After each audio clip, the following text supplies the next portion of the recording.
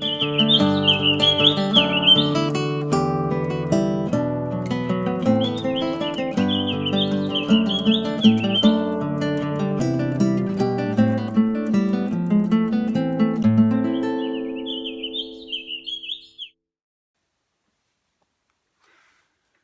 got a good friend who's a woodworker who makes furniture. He's a very successful woodworker, which is kind of rare because most woodworkers are so fastidious and they take so much time to build their furniture that they've either got to charge a fortune for it, which is hard to sell, or they struggle. Most of us struggle if we try to make a living as a woodworker. I make my living as an arborist, but I dabble in woodworking. I do projects for friends. So anyway, getting back to this friend of mine, I saw him a couple weeks ago and he says to me, oh, I got this black walnut slab, Claro Walnut, which is what we call it here in California. Claro Walnut slab. It was about 4 feet wide and about 12 feet long. He says, I made the most beautiful table out of it. Just beautiful. The thing is, he makes his living making what he calls farm tables. And he doesn't sand the wood to perfection. He kind of exaggerates the saw marks and the defects. He finds barn wood, which is kind of cool. You know, he finds the old stuff with the patina and the defects, and he kind of sands it just enough so you can see it, and then he cleans it up. He puts an oil wax finish on it, and it looks pretty cool. It looks old. It's faux old.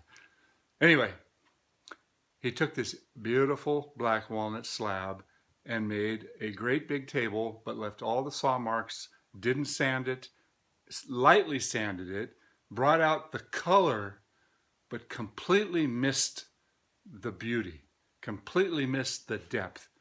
And I started thinking about that, and I thought, you know, if I found a diamond in the rough, let's say I found a 20-carat diamond, and I featured that 20-carat diamond in a piece of jewelry without polishing it, without cutting it, without turning it into a faceted jewel, would that 20-carat diamond be as beautiful as if I worked it and turned it into a 15-carat faceted, amazing, beautiful piece of workmanship that you could see the clarity of the stone? Well, woodworking is a lot like that too, especially with fine woods like black walnut. Now, there's different types of black walnuts. There's Claro Walnut, which we have on the West Coast, and then there's Eastern Black Walnut. There's also different variations of walnut. There's butternut. There's different grades of walnut. There's steamed walnut. You've got so much to deal with when it comes to walnut that it's hard to just say black walnut. Oh, I forgot, there's English walnut too. That's a much softer, mellower color. Beautiful. Persian walnut, I've heard of that before. I think that's also English walnut. Don't know. But what's in a name? There's a lot of different names for these different woods. But today, I want to talk about Claro Walnut. I've got a piece of Claro Walnut that I set aside years ago. This is 20 years ago that I milled up this big slab. And here's another slab that I'm working on. You can see I'm getting it sanded down. This is going to be somebody's coffee table. But this particular piece right here, it's not sanded. This is the way it came off of the mill. But I could see clearly that there was something magic in this piece of wood. This was from a log that I milled for a friend of mine. He owns a company called Global Wood Source. Look them up. They've got some amazing stuff. If you're into beautiful lumber, Russ has got some incredible stuff. He got this log that he was just so excited about that he wanted me to mill it up for him, and he wanted to pay me. And I said, you know, Russ, I think I'll just take the pick of the litter, the best piece out of the log, one section. Well, he didn't realize just how beautiful the wood was in here. And he said, sure. So we started milling, and all of a sudden we start seeing fiddleback figure. This in the center here, that was from the Y crotch. And I thought, I'm going to get the best piece, not the very, very center piece, because that's where the pith is, and there's a lot of cracking. But this piece was from about 3 to 4 inches in from one side of this massive big log. I gotta back up. This log was probably 38 to 42 inches wide. I cut it with my Lucas mill with the chainsaw attachment, so I was able to cut really wide. If you look really close here, you can see the chainsaw marks. I took the time to make sure the chain was sharpened to perfection. But anyway, I milled it all up into these 2-inch slabs, and I kept one slab. This wood was so beautiful. It was about 12 feet long. He sold every slab in that entire log $1,000 a piece. I could not believe it.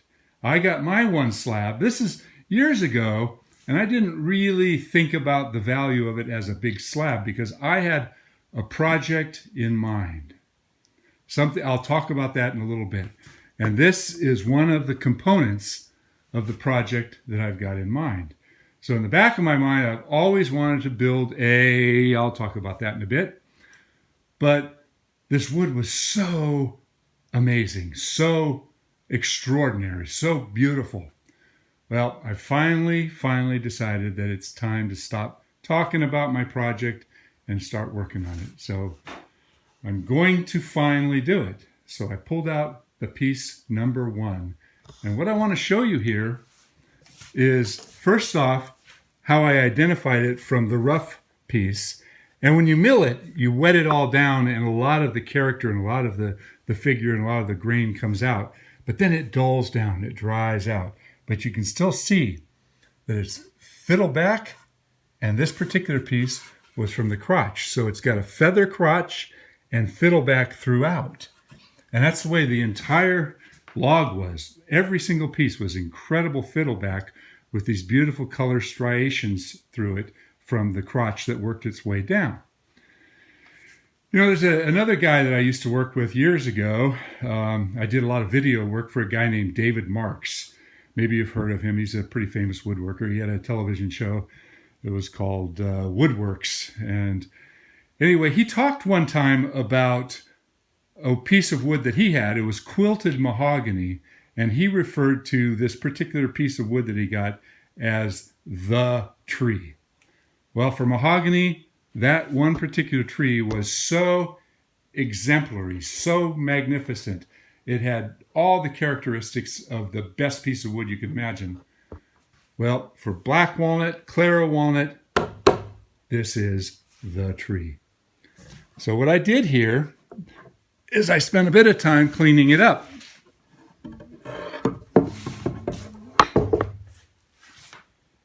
And the reason that I spent this time cleaning it up, see if I can get out of the reflection there, is I wanted to identify the defects, and more importantly, I wanted to identify where I was going to start working on this piece. Let me turn a light off here. That's just too bright. This piece of walnut is going to be the chair seat for a Maloof rocker, spelled M-A-L-O-O-F. Sam Maloof was the master of the finest rocking chair ever built, in my humble opinion. And many people will say that, yep, he is the master of chairs. He really is the best. He's sadly passed away in 2009, but I had the distinct pleasure of meeting Sam Maloof at his home, and he took me on a tour of his property and showed me how he worked on his rocking chairs. So that was back in 2003. So 15 years ago, I got this bug to build a Maloof rocker, but I've been afraid. I've had this wood that was so beautiful, so magnificent, and if I screw it up, I would be so ashamed of myself. So I've put it off and put it off and put it off. And the other day I said, it's time. I have got to build this rocker. So I spent a lot of time sanding this piece of wood because I really wanted to see the depth of the figure and see what I'm working with. And the magic in this piece of wood is also going to push me through to actually build this piece of furniture. I sanded this. I started out at 40 grit and I went to 100 grit and I went to 1 120, I went up to 180, I went to 220, I went to 320, and then I got the Arborist out, and I went 600, and I went 1,000. Then I went one step further. These are the Arborist here. I went to some polishing pieces here, and I ran this from, I started out at 1,200, 1,800, 2,000, 24, 30, 3,000, 36, and went all the way up to 12,000 grit.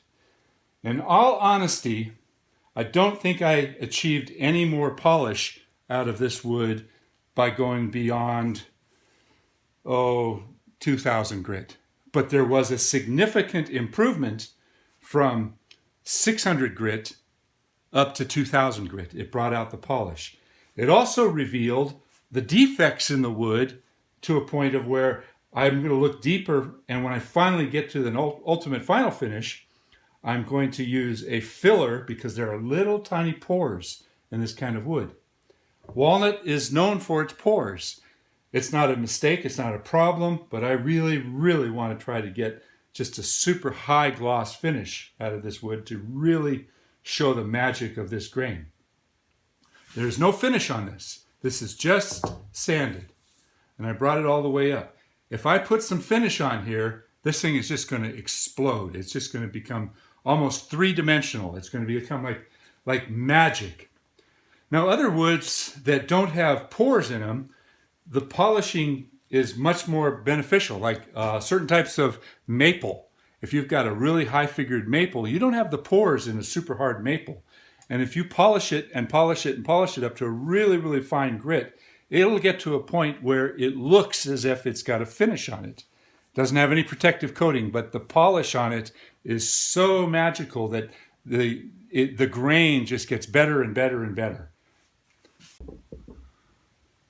Okay, I'm going to be carving this piece of wood all the way around. This will be the front of the seat. There's going to be a point there on the white wood. There's going to be an edge that goes all the way around that the arms go into, and the back splays for the rocking chair. So this whole thing is going to be carved out.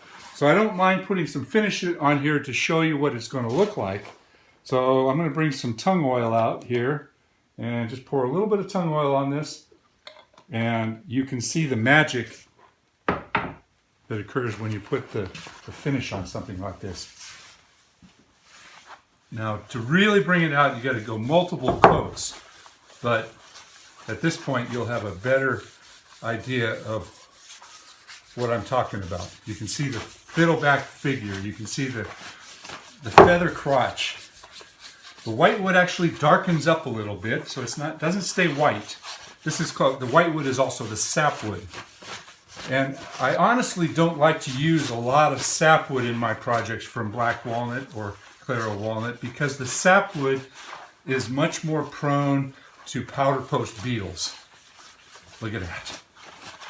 Oh, that is so, so beautiful. So I'm making a commitment to build this rocker. It may take me several years to do it, but on your mark, get set, go.